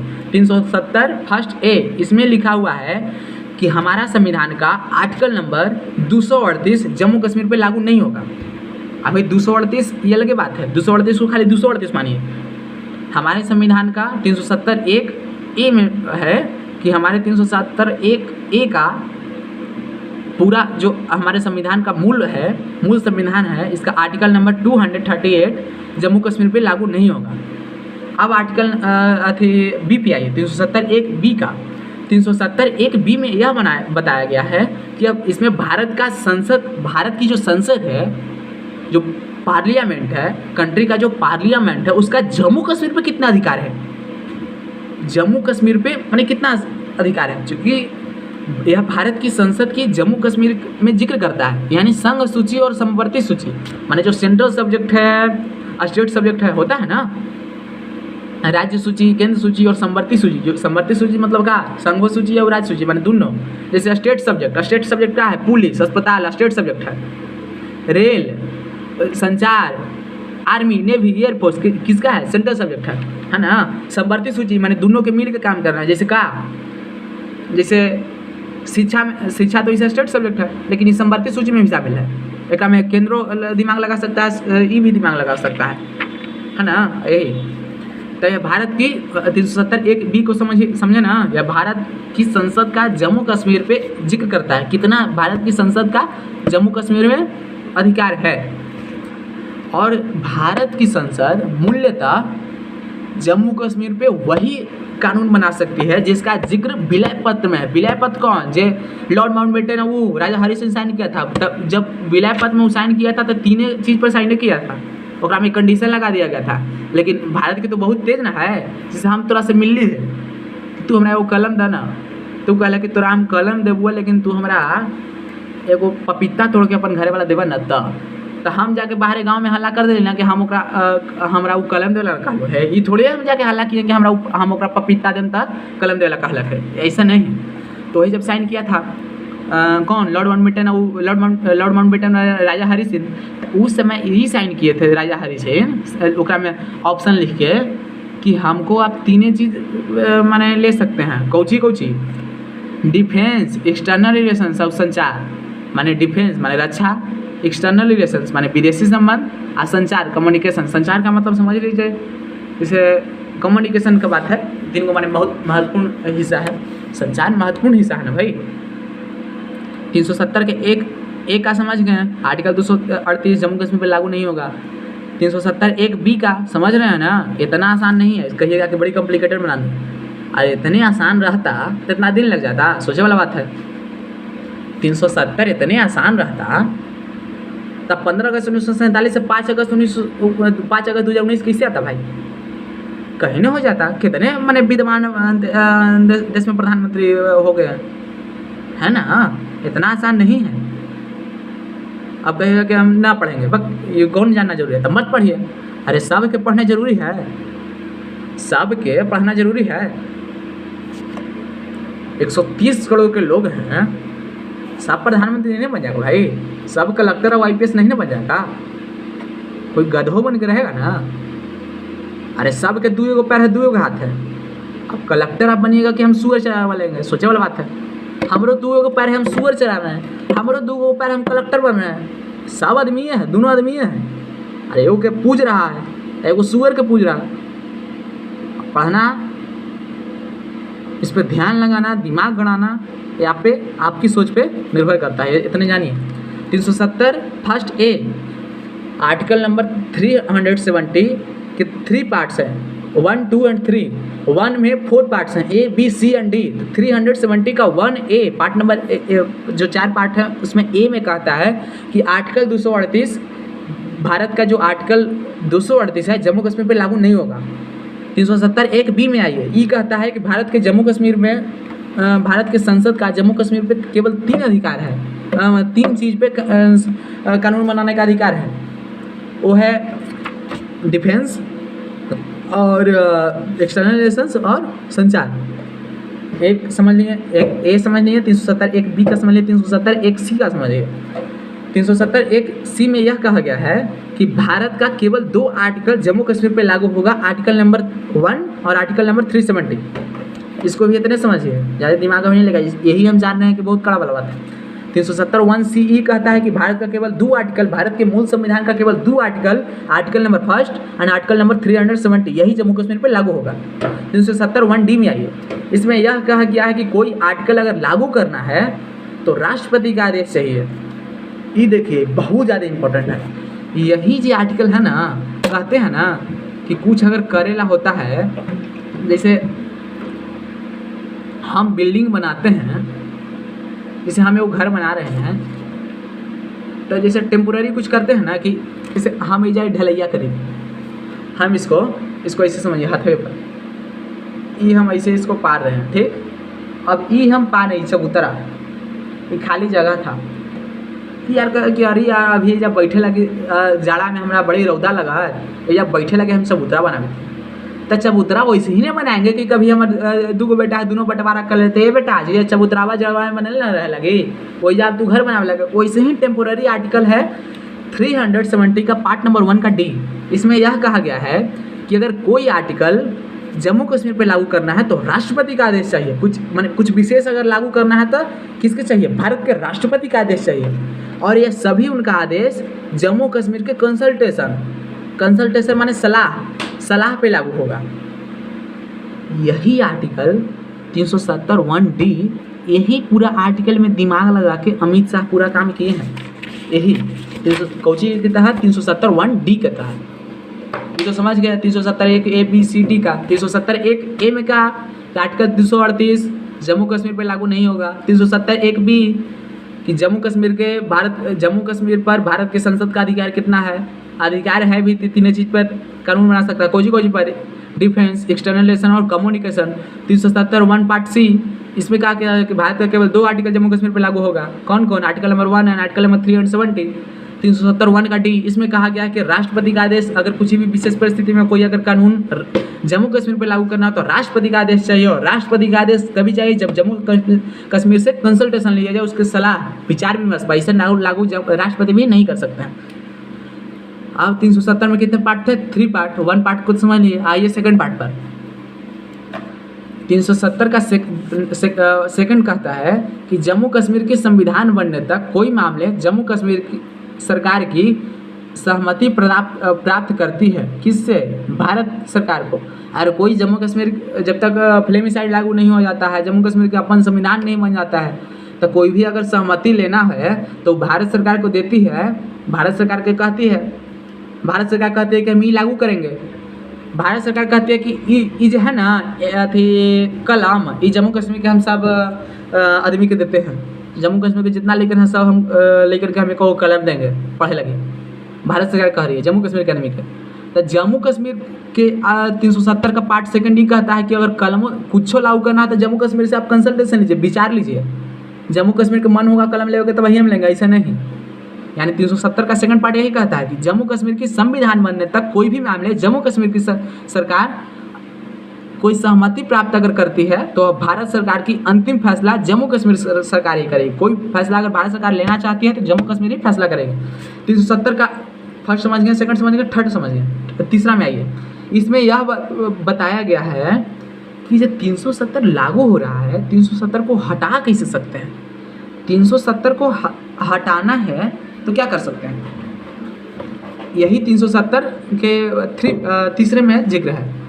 इसमें कहा गया है कि यह राष्ट्रपति का आदेश निकलेगा तभी यह हट सकता है। इसमें भी कुछ अंश हैं। इसमें यह कहा गया है कि यह भी आदेश जम्मू कश्मीर सरकार की रिकमेंडेशन कंसल्टेशन नहीं, रिकमेंडेशन माने आदेश से निकलेगी, माने सलाह से नहीं। वो तो सलाह से न था लागू करे लगे। जम्मू कश्मीर के आदेश देगा राष्ट्रपति के कि 370 हटाइए तब वही हटा सकते हैं, मन से नहीं। कलम बांटे का मन है तो पूछे पड़ेगा यार कि हम कलम लेंगे तब 370 हटा दीजिएगा, इतना आसान है? नहीं। जम्मू कश्मीर राष्ट्रपति की कहेगा कि 370 तो नहीं हटा दीजिए। हम आदेश देते हैं भारत के राष्ट्रपति के, जम्मू कश्मीर का सीएम आदेश कर रहा है देश के राष्ट्रपति को कि 370 हटाइए साहब, 370 हटाइए साहब। रिकमेंडेशन नोट कंसल्टेशन, रिकमेंडेशन देती है किसको? भारत के राष्ट्रपति को, इसको हटाइए। ये आर्टिकल जो है ना 370 के पार्ट 3 बहुत पेचीदा है। इसको कुछ लोग ऐसे कहते हैं, देखिए एजी मुरैनी वो प्रसिद्ध वकील है, इनका एक किताब भी है बहुत अच्छा कश्मीर पे। क्योंकि जम्मू कश्मीर में संविधान सभा अभी नहीं है, इसलिए जम्मू कश्मीर में संविधान सभा नहीं है। संविधान सभा कब थी? 1957 में। तो यह 370 कभी हट ही नहीं सकती, यह 370 कभी हट ही नहीं सकते हैं। नंबर सेकंड, अमित शाह आते हैं। अमित शाह कहाँ कहते हैं कि अमित शाह इसका ऐसे व्याख्या करते हैं कि संविधान सभा अभी है ही नहीं है जम्मू कश्मीर में, संविधान बना ही नहीं है। माने संविधान है लेकिन संविधान सभा अभी है ही नहीं है, इसकी ज़रूरत भी नहीं है। संविधान सभा की ज़रूरत क्या है? नहीं है ज़रूरत। कुछ लोग यह कहते हैं कि आर्टिकल 368 का प्रयोग करके इनके क्लाउज यानी आर्टिकल 370 के फर्स्ट सब क्लाउज 1 के पार्ट नंबर डी, 370 के फर्स्ट में कितने पार्ट थे? ABCD 4 को ना, तो 370 1 के सब क्लाउज डी पार्ट को हटा दीजिए। यह भी एक रास्ता हो सकता है। माने जितना मुँह उतने बात, अभी इस पर ज़्यादा ध्यान नहीं दीजिए। सब अपन अपन कह रहा है, हम कह रहे हैं कि सबके गोली मार दीजिए, तो माने ये बात हुआ। कोई कह रहा है कि 370 के 1 के जो डी पार्ट है ना, इसको हटा दीजिए, माने सबके अथी आधा अरमेना। अब ये तो सब बात है, जिसे हम कह रहे हैं कि गोली मार दीजिए, आप कह रहे हैं कि ना गोली नहीं मारिए, ये हटाइए, वो कीजिए, संविधान सभा से पूछिए। अमित शाह कह रहे हैं कि संविधान सभा ही नहीं, संविधान सभा की जरूरत क्या है? कोई कह रहा है कि जम्मू कश्मीर के नए संविधान बना दीजिए ना, जम्मू कश्मीर के वहाँ से एक सरकार रिकमेंडेशन भेजे कि जम्मू कश्मीर का संविधान नया बनाइए, अब आप बना दीजिए। और फिर कुछ दिन बाद कहिए कि जम्मू कश्मीर का संविधान खत्म हो गया, अब देश के संविधान जम्मू कश्मीर पर लागू हो गया। लेकिन ये सब बात से देश में राम मंदिर बनना था। सोचिए ना, देश में राम मंदिर बनना, जमुनिया खा काले।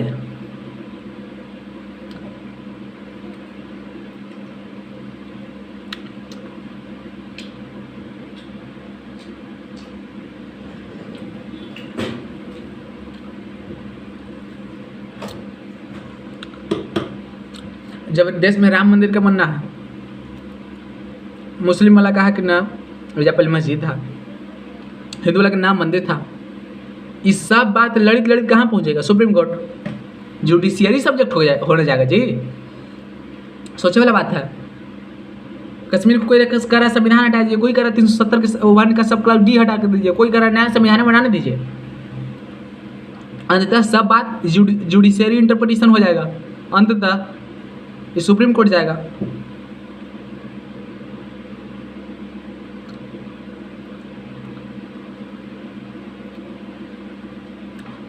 अब जम्मू कश्मीर का एक ही रास्ता है इसको मैंने 370 हटाने का, राष्ट्रपति का आदेश। चूँकि राष्ट्रपति का आदेश जम्मू कश्मीर पे आता है तो इसको ऐसे कीजिए, राष्ट्रपति के जितना आदेश है ना इसको आप पढ़ लीजिए थोड़ा सा, मैंने 2-3 मिनट में इसको ख़त्म कर देते हैं। जम्मू कश्मीर पर राष्ट्रपति का, देश का राष्ट्रपति का पहला आदेश 1950 में आता है। 1950 से शुरू करते हैं, 2-3 मिनट में इसको रिकैप कर लेते हैं, पूरा समझ लेंगे। 1950 से शुरू करते हैं, पहला आदेश राष्ट्रपति का जम्मू कश्मीर पे आता है। इसमें जम्मू कश्मीर पे भारत की संसद क्या काम कर सकती है इसी का आदेश है। यह कोई यह सरल है, क्योंकि यह पहले हो गया एस्टेब्लिश कि मैंने जम्मू कश्मीर पे भारत की संसद क्या कर सकती है, 3 ऊपर कानून बना सकती है आपका, इस पर कोई भी बात नहीं हो, कोई दिक्कत ना है। 1950 खत्म हो गया। 1951 में एक बार आदेश आता है राष्ट्रपति का। ये आदेश का है, सुन लीजिए तनी। 1951 में जम्मू कश्मीर संविधान सभा अस्तित्व में आ गई है। जम्मू कश्मीर का संविधान सभा जो है 1951 में अस्तित्व में आ गई है। उस पर चुनाव 5 नवंबर 1956 को मीटिंग होती है। शेख अब्दुल्ला मीटिंग को संबोधित करते हैं, फिर संविधान बनना शुरू हुआ। यह संविधान 1951 से 1956 तक बना। 1951 में जम्मू कश्मीर में संविधान बनाने की घोषणा हो गया कि जम्मू कश्मीर का भी संविधान बनाया जाए। जम्मू कश्मीर अलग है ना भाई, भारत के थोड़ी पूरा लागू हो रहा है। जम्मू कश्मीर को अलग संविधान बना दे कीजिए ना। शेख अब्दुल्ला मैंने कहते हैं मीटिंग बुलावल जाए, मीटिंग के कौन संबोधित करते हैं? शेख अब्दुल्ला कि वो मीटिंग अथी बनावल जाए। इस संविधान बनने में बहुत टाइम लग जाता है। कितना? 5 साल।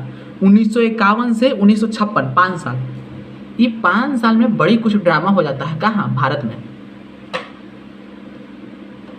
कितना दिन में? 5 साल।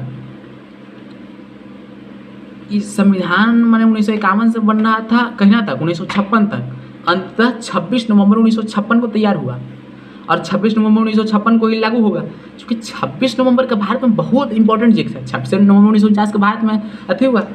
जम्मू कश्मीर के शेख अब्दुल्ला ये सब कहें कि 26 नवंबर यह बड़ी इंपॉर्टेंट दिन है, इसी दिन लागू कर देते हैं। ठीक है, लागू कर दीजिए जाऊँगा। जम्मू कश्मीर के जैसे संविधान 1951 से 1956 तक बन रहा था, इसको लागू कर दीजिए।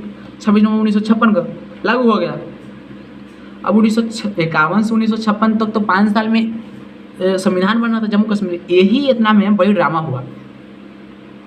ई में ड्रामा का हुआ कि 1953 में शेख अब्दुल्ला, वहाँ तो मैंने वही सीएम हो गया था शेख अब्दुल्ला। चूँकि राजा हरी सिंह जो थे ना, उन नेहरू जी के दबाव में, नेहरू जी मैंने थे इसको कह दिए थे। तरी से समझिए ना, 1 मिनट पहले वाला बतिया पर आइए। जब आर्मी आया था तो कौन स्वागत किया था? शेख अब्दुल्ला ना, नेहरू जी के बड़ी दोस्त था। तो नेहरू जी इसको कह दिए थे राजा हरी सिंह के, कह रहे तो ही बैठ, शेख अब्दुल्ला के बना दे सीएम, ना तो तोरा हम होश खराब कर दो। भारत के को आर्मी न जेतो आ तोरा पाकिस्तान वाला गर्दा उड़ा दे, तोरा पाकिस्तान वाला गर्दा उड़ा देगा। से इसको करो, बनाओ इसको। किसको? शेख अब्दुल्ला को बनाओ सीएम। अब शेख अब्दुल्ला सीएम बन गया किसके साइन से? जम्मू कश्मीर के राजा हरी सिंह साइन कर देंगे। ठीक है भाई, शेख अब्दुल्ला तो बन। अब 1951 से 1956 तक जो संविधान बन रहा था, इसी में 5 साल में तेने ड्रामा देखे क्या होता है। 1953 में शेख अब्दुल्ला जो हैं इसको हटा देते हैं राजा हरी सिंह से। राजा हरी सिंह से चूँकि चिढ़ था, राजा हरी सिंह के कहें कि तू हटो, राजा नहीं रहेगा। राजा हरी सिंह कह रहे थे कि बौड़ाहा तू गा है यार, तू बौड़ाहा तो ना है, तुमको हम ने बनाए हैं। तो कि बना दिए ना आप, ठीक है बना दिए हमको, अब हम कह रहे हैं हटिए। तो के बाद यार तो हटावे ला कह रहा, विरोध शुरू हो गया। विरोध शुरू हो गया तो फिर क्या किया कि विरोध शुरू हो गया तो शेख अब्दुल्ला कह रहा है कि ठीक है, हम तोर चेहरा ना देखना चाहते हैं, हम हरी सिंह का चेहरा नहीं देखना चाहते हैं, हरी सिंह के बेटा को बना दिया जाए। अंततः हरी सिंह के बेटा करण सिंह को बना दिया जाए। करण सिंह बड़ी छोटा थे, कैसे राहुल गांधी बीत भर के थे ना, जब इंदिरा गांधी और मनमोहन सिंह जब पीएम बना रहे थे सोनिया गांधी ना, तो राहुल गांधी के सब कह रहा था कि राहुल गांधी के पीएम बना देवल जाए, तो सब कैसे कह रहे बक बीत भर के है ये हैं, अब राहुल गांधी बीत भर के हैं पीएम बना देवल जाएगा, प्रधानमंत्री बीत भर के आदमी को बनाया जाएगा, ये कि कम से कम रहे है जानकार रहे। वैसे ही करण से बड़ी छोटा थे लेकिन बड़ी क्यूट थे एकदम, मैंने समझिए मैंने बहुत एकदम मैंने राजा के बेटा है भाई कहना है। जिसे एक वो बात समझिए ना, जब भारत में इंदिरा गांधी पीएम बन रहे थे ना, तब मोरारजी देसाई कहें ना इंदिरा गांधी के, अरे यार ये तो गुड़िया है, इंदिरा गांधी को कहते कि तू गुड़िया है, कुछ समझिए लेंगे। वैसे ही करण सिंह का था, लेकिन गुड़िया जो है ना कहते हैं ना, जो देखने में छोटा लगे घाव करे गंभीर, वही करणों सिंह करता है। करण सिंह तो छोटा था यार, शेख अब्दुल्ला राजा हरी सिंह के हटा के करण सिंह को तो बना दिया, ये सोचा कि तो बड़ी बीत भर के ही है, छोटा है, लेकिन छोटा बड़ी घाव गंभीर करता है। करण सिंह का किया 1953 में जम्मू कश्मीर में राष्ट्र विरोधी सरकार के चलते सरकारें को गिरा दिया। राष्ट्र विरोधी माने गतिविधि कह दिया कि आप इधर जा रहे हैं, कभी पाकिस्तान से बात कर रहे हैं, कभी इंडिया से बात कर रहे हैं, सरकार के गिरा दिया। कुछ लोग यह भी कहते हैं इस बारे में, सरकार जैसे ही गिरता है जम्मू कश्मीर में, कि यह सब नेहरू जी के इशारा पे हुआ, क्योंकि जब 1950 में शेख अब्दुल्ला जम्मू कश्मीर के पीएम बने थे, तब वह कुछ गड़बड़ करने लगे थे। क्या गड़बड़ करने लगे थे? क्या कभी पाकिस्तान से मिले, कभी इंडिया से बात कर, माने गधापना ही करने लगे थे, इसको ऐसे ही समझिए, कभी इधर कभी उधर, तो बढ़िया ना नहीं, माने बार्गेनिंग करने लगे, एक तरह से बार्गेनिंग करने लगे। कौन? शेख अब्दुल्ला। तो शेख अब्दुल्ला के राष्ट्र विरोधी बहाना मिलेगा, नेहरू जी कहें इसको, करण सिंह को, कि बड़ी हुड़ पर नहीं कर रहा है यार, इसको सरकार के हटाओ, इसको हटाओ। राष्ट्र विरोधी गतिविधि के चलते इसको गिरा दिए। अब वहाँ जम्मू कश्मीर का संविधान लागू हो गया है कहीं ना 1956 को ना, हाँ किस दिन 26 नवंबर 1956 को अब आई है। 1953 में तो सरकार गिर गई। अब 1953 से 1975 तक जम्मू कश्मीर में कांग्रेस की सरकार रही। एक पक्ष गुलाम मोहम्मद थे, वही सीएम बन गए। उनको कोई पूछता नहीं था उतना, जम्मू कश्मीर के सीएम को उतना कोई पूछता नहीं था। कहते हैं कि इतने समय में, इसको ध्यान से समझिए, सब ऑफिशियल वर्ड हम बोल रहे हैं, तना इतना देख के बोल रहे हैं, पूरा एकदम ऑफिशियल वर्ड है। कहते हैं कि इतने समय में, कितने समय में, 1953 से 1975 तक जम्मू कश्मीर में केंद्र सरकार की ही काम कर रही थी, क्योंकि जम्मू कश्मीर में और केंद्र में दोनों जगह कांग्रेस की ही सरकार थी। 1952 में जब शेख अब्दुल्ला शासक थे, तब वह भारत सरकार से एक सहमति बनाए थे। कौन? शेख अब्दुल्ला। कहाँ के? जम्मू कश्मीर के जब माने वो शासक थे, तो भारत सरकार से माने इनको किनको से? नेहरू जी से, नेहरू जी से ना, हाँ, कि जैसे आप लोग अपने आप के पीएम जो कहते हैं, जमुनिया खा लेते हैं, जो पीएम आप लोग कहते हैं, हम अपन राज्य में जम्मू कश्मीर में पीएम नहीं कहेंगे। जो हेड ऑफ स्टेट आप लोग के है उसको पीएम ने कहते हैं।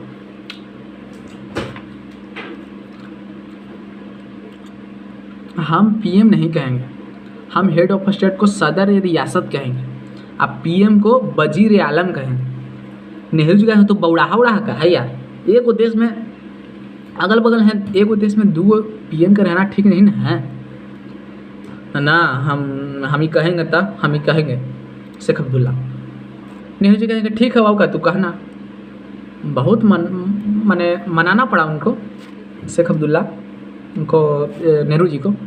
नेहरू जी मान गए, ठीक है कहना।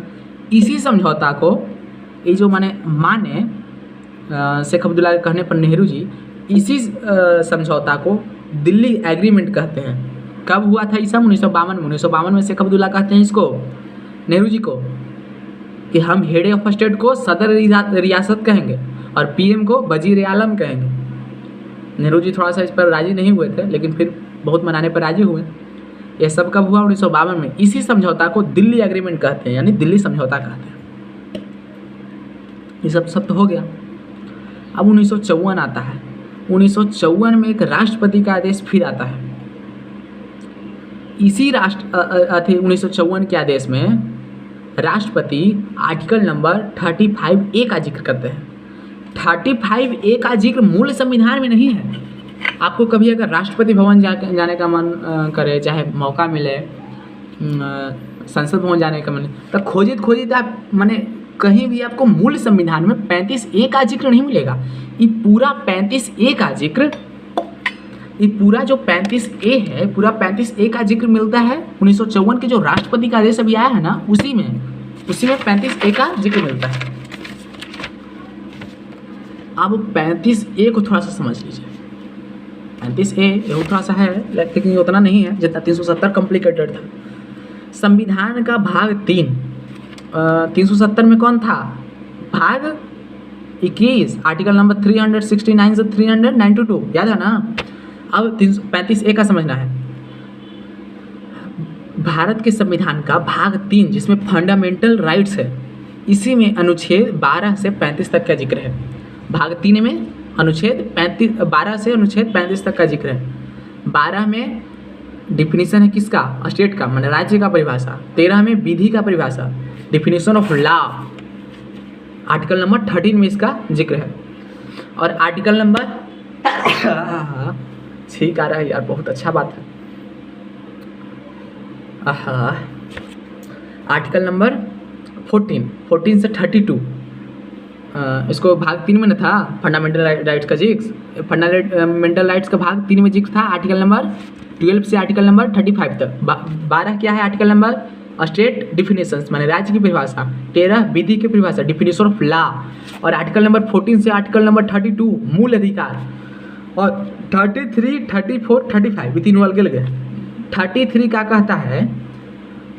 इसमें पुलिस, माने पुलिस कहने का मतलब आर्मी, नेवी, एयरफोर्स, इस सब में कुछ, इसी में आर्मी एक्ट है, एयरफोर्स एक्ट है, नेवी एक्ट है, इसी में है।